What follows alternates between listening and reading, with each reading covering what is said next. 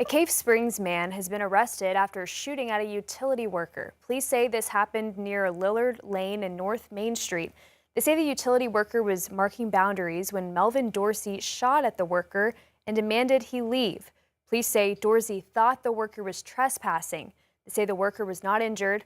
Dorsey now faces an aggravated assault charge.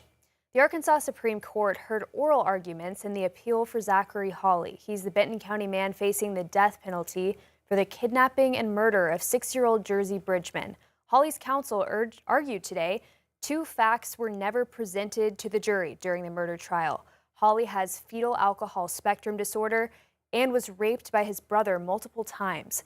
His counsel argued those facts being presented to the Benton County jury would have changed the outcome of the case. And that there were devastating consequences of those repeated rapes. Those 2 facts, individually and in concert with one another, would have changed the outcome of this case had a jury been presented with that evidence. And Zachary Hawley would not be on death row.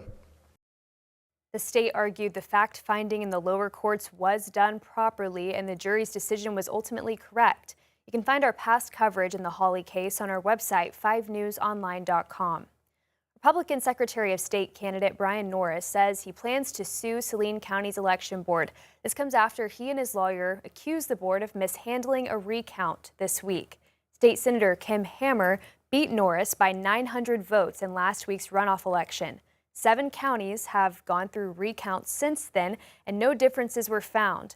Norris and his campaign alleged Saline County did not let a representative watch the recount happen, and ballot boxes weren't properly sealed. Current Secretary of State Cole Jester says the recounting process has worked.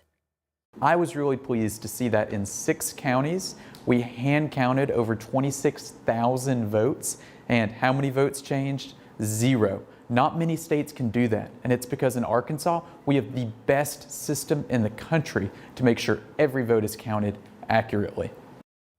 The original lawsuit was dismissed by a Saline County judge tonight due to a filing error, but the judge says Norris and his campaign can refile the suit. Well, tonight in Hiwassee, neighbors packed another RDOT meeting to weigh in on a proposed north-south connector project in northwest Arkansas. This just 2 days after a similarly crowded meeting in Heifel. 5 News reporter Taylor Howard heard from the community and RDOT about what could come next. I'm outside of Hiwassee First Baptist Church where RDOT's asking for input on a proposed connector that would help link communities west of Highway 112. Some say it's a good thing, others have a different opinion. I spoke with neighbors on both sides of the issue. We've got to do something about the traffic, so yes, I think it will help. The proposed connector would run north to south across the west side of northwest Arkansas and would link the areas from near Bella Vista down toward Highway 412. Some neighbors say with the area growing so quickly, something has to change. You know, we're expecting about 1 million residents here by 2050. Our current road system can't handle that, so we have to make improvements, we have to make adjustments. But not everyone is sold on the idea.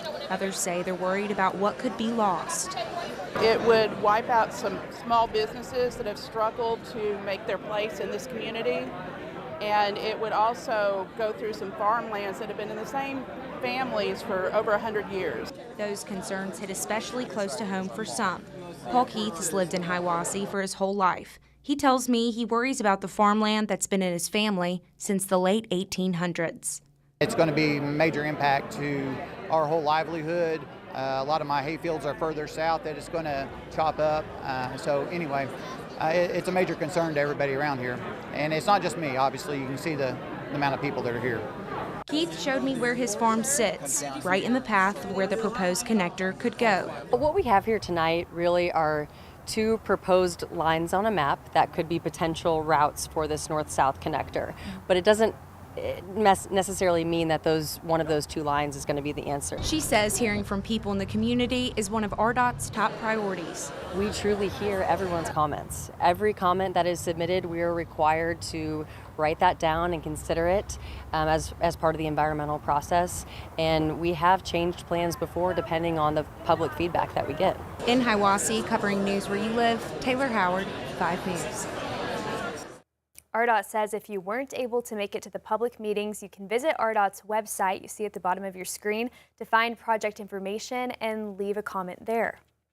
Well, a flight program is helping transport vital neonatal services for families in Arkansas and 3 other states.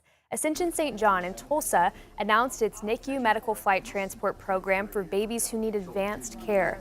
The program sends a highly trained NICU team, including a specialized nurse and a respiratory therapist, to local hospitals. The flight program was reintroduced a month ago. The hospital has been doing transports for years. The program leaders say the flight program helps what they call the golden hour. The first hour after delivery, if you can intervene early, correct the issues with the baby that need correction, whether that be low sugar, needing oxygen, needing blood pressure support, needing blood products, needing antibiotics, whatever it is, if you can implement those things in the first hour of life, it has shown over and over that you can improve the outcome of that baby and have a more successful long-term neurodevelopment. When the hospital gets a call, a registered nurse and a respiratory therapist get their equipment ready and head out to the location.